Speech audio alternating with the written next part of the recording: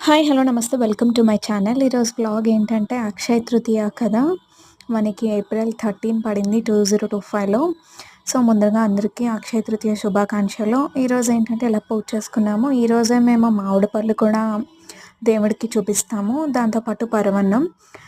ఈరోజే కదా సింహాచలం చందనోత్సవం కూడా. కానీ బ్యాడ్ న్యూస్ ఏంటంటే ఒక 8 మెంబర్స్ అలాగా చనిపోయారంట. గోడ ఏదో కొలాప్స్ అయ్యి వర్షానికి.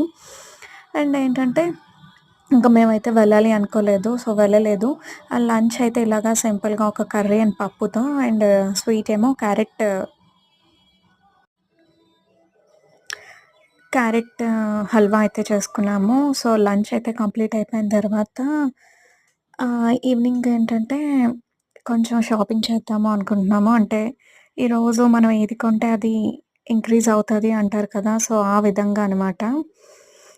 నైట్‌కి కూడా కొంచెం ప్రిపరేషన్స్ చేసి పెట్టేసుకొని అప్పుడు ఏంటంటే మేము షాపింగ్‌కెళ్ళాము.